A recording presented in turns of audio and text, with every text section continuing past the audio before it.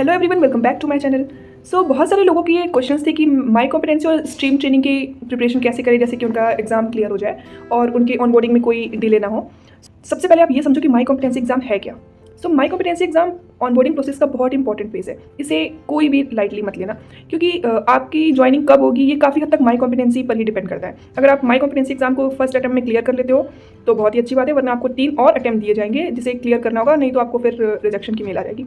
Stream training directly linked है learning bonus से, आपकी माई कॉम्पिटेंसी से और फिर आपके एग्जाम से, आपकी ऑनबोर्डिंग कब हो रही है। तो माई कॉम्पिटेंसी के क्वेश्चन स्ट्रीम ट्रेनिंग के एमसीक्यूज से ही आते हैं, स्ट्रीम ट्रेनिंग के मॉड्यूल से ही आते हैं। इसलिए मैंने अपनी पहले वीडियो में आपको अच्छे से बता रखा है कि अपने स्ट्रीम ट्रेनिंग को अच्छे से करो। अगर स्ट्रीम ट्रेनिंग के सारे मॉड्यूल्स को एकदम अच्छे से पढ़ लिया है तो माई कॉम्पिटेंसी निकालना बहुत ही आसान है, क्योंकि उसके मैक्सिमम 70% क्वेश्चन आपके स्ट्रीम ट्रेनिंग से होते हैं। प्रिपरेशन को कैसे स्टार्ट करें?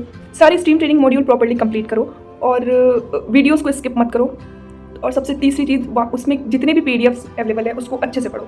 पीडीएफ्स को लोग ऐसे रीड करके उसमें मार्क एज रीड कर दिया बस खत्म, लेकिन नहीं, आपको ये नहीं करना है। सारे पीडीएफ्स को पढ़ना, क्योंकि 30% क्वेश्चन सिनेरियो बेस्ड भी है। आप अगर पीडीएफ अच्छे से पढ़ोगे तो आपको सिनेरियो बेस्ड कैसे भी क्वेश्चन होंगे, आपको कोई दिक्कत नहीं आएगी। और मैं आपको ये प्रेफर करूँगी, आपकी स्ट्रीम ट्रेनिंग के टाइम पे अगर आप जितने सारे मॉड्यूल्स को कंप्लीट कर लिया, ठीक है, जिसमें भी आपको डाउट है उस टॉपिक को उठा करके किसी भी एआई टूल से उसके एमसीक्यू क्वेश्चंस निकाल लो। वो आपकी प्रिपरेशन में ज़्यादा हेल्प करेगी। एमसीक्यू क्वेश्चंस निकाल करके उसकी अच्छे से प्रिपरेशन करो। अगर आपको प्री क्विज और पोस्ट क्विज के क्वेश्चंस कम लग रहे हैं तो आप उस टॉपिक को उठाओ और किसी भी एआई टूल पर जाकर उनसे एमसीक्यू क्वेश्चंस लेकर उसकी अच्छे से प्रिपरेशन करो। स्ट्रीम ट्रेनिंग के एमसीक्यू बहुत इंपॉर्टेंट है, क्योंकि वो आपके लर्निंग बोनस पर इंपैक्ट डालेगा। अगर आप अच्छे से इसकी प्रिपरेशन कर लोगे तो आपको लर्निंग बोनस भी मिलेगा। और सेकंड, सिमिलर क्वेश्चंस माई कॉम्पिटेंसी एग्जाम में भी आते हैं। हर मॉड्यूल के बाद एमसीक्यू को अटेम्प्ट करो, प्री क्विज और पोस्ट क्विज उसके सारे अटेम्प्ट करो, एक भी मत छोड़ो। और उसको मतलब किसी से कॉपी पेस्ट करने की जरूरत नहीं है। कोई रॉन्ग आंसर हो गया तो उसे चेक करो। आपके मॉड्यूल में कहीं भी ऐसा नहीं है कि आप उस एमसीक्यू को या प्री क्विज पोस्ट क्विज को एक ही बार करो। क्वेश्चन सेम होते हैं, बस उसकी नंबरिंग चेंज कर देते हैं, तो आप उसे फिर से रीअटेम्प्ट भी कर सकते हो। फॉर एग्जांपल, आपका कोई क्वेश्चन गलत है तो उस टॉपिक को गूगल पे या किसी पे भी लिख करके उस टॉपिक को सर्च करो और उसके बारे में पढ़ो। उसके बाद फिर रीअटेम्प्ट करो, तो आपको पता चल जाएगा कि हाँ, अब इस टॉपिक पे आपको कोई डाउट नहीं है। आपके क्वेश्चंस गलत कहाँ हो रहे हैं उसे एनालाइज करो। जो टॉपिक आपको नहीं समझ में आ रहा है उसे तुक्के मारने की ज़रूरत नहीं है। अगर आपने तुक्का मार भी दिया है तो उस टॉपिक को उठा के पढ़ो, तो ही आपके सारे डाउट्स क्लियर होंगे। अभी किसी वीडियो में मुझे किसी ने पूछा था कि लैब हैंड्स ऑन के लिए क्या करेंगे, तो हैंड्स ऑन के लिए कुछ नहीं करना है। जैसे कि आपको कोई प्लेटफॉर्म प्रोवाइड हुआ है और उसमें आपको लैब्स कराए जा रहे हैं, अगर आप उस टाइम पे नहीं ध्यान दे रहे हो, मतलब अगर आपके ट्रेनर पढ़ा रहे हो उस टाइम पे नहीं ध्यान रहे हो, आप सीधे स्टेप्स लिख लो कि कैसे कैसे आपको क्या स्कैनिंग वगैरह जो भी करनी है जिस भी फील्ड में आपको। तो नोट्स थोड़ा इंपॉर्टेंट रोल प्ले तो करता ही है, तो सब लिख लो और एग्जाम से पहले नोट्स को रिवीजन कर लो। और कोशिश करो, ज़्यादा नहीं, 24 घंटे में से 1-2 घंटे बहुत है माई कॉम्पिटेंसी स्ट्रीम ट्रेनिंग के लिए, बहुत है 1-2 घंटे। 1-2 घंटे में आपकी स्ट्रीम ट्रेनिंग तो आराम से निकल जानी है, कुछ नहीं होना इसमें। बस आप उसके सारे मॉड्यूल्स अच्छे से पढ़ लो। और अगर आपके पास बहुत खाली टाइम है तो आप किसी एक लैंग्वेज पे ध्यान दो, उसको अपना स्ट्रॉन्ग करो, उसके सारे कॉन्सेप्ट को क्लियर कर लो। किसी एक लैंग्वेज, जावा, C++, पाइथन, किसी भी एक लैंग्वेज को अच्छे से पढ़ो, उसे स्ट्रॉन्ग कर लो। बहुत सारे लोगों का ये कहना है कि अगर उन्हें प्रॉपर टर्म्स मिल जाएंगे तो हो सकता है कि उनका एग्जाम क्लियर हो जाए, पर मेरा ये मानना है कि आप 100% डम्स पे डिपेंड मत हो। डम्स रिवीजन के लिए हेल्पफुल है, लेकिन सिर्फ डम से ही आपके कॉन्सेप्ट क्लियर नहीं होंगे।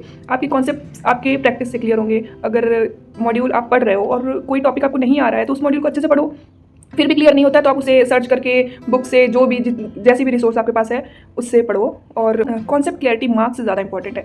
मान लो कि आपने स्ट्रीम ट्रेनिंग निकाल लिया पर आपके उस टॉपिक के बारे में आपका कॉन्सेप्ट नहीं क्लियर है, तो आप फिर से माई कॉम्पिटेंसी में फंस जाओगे। और ऐसे बहुत सारे एग्जाम्स होंगे जिसमें आपके अगर कॉन्सेप्ट नहीं क्लियर है, अगर आपसे कोई, अभी तो मेरे में वाइवा तो नहीं हुआ, आप में वाइवा हो गया, इसलिए हर कॉन्सेप्ट को क्लियर करो, ठीक है। तो concept clarity is most important than marks, इसलिए इसको अच्छे से करो। तो टाइम मैनेजमेंट आप कैसे कर सकते हो? अगर आपके प्राइमर्स चल रहे तो भी आपकी क्लासेस चलेंगी, स्ट्रीम ट्रेनिंग चल रही तो भी आपके रेगुलर क्लासेस रहेंगी, और माई कॉम्पिटेंसी में तो नहीं है, तो वो आपको मैनेज करना होगा। जैसे कि आप 1 घंटे मॉड्यूल्स को देख लो, 30 मिनट एमसीक्यू को देख लो और 30 मिनट रिवीजन कर लो, बाकी की क्लास अटेंड कर लो, खत्म। क्लास अटेंड कर लिया, उसमें जो कॉन्सेप्ट आपको, जो टॉपिक में आपको डाउट है वो पूछ लो।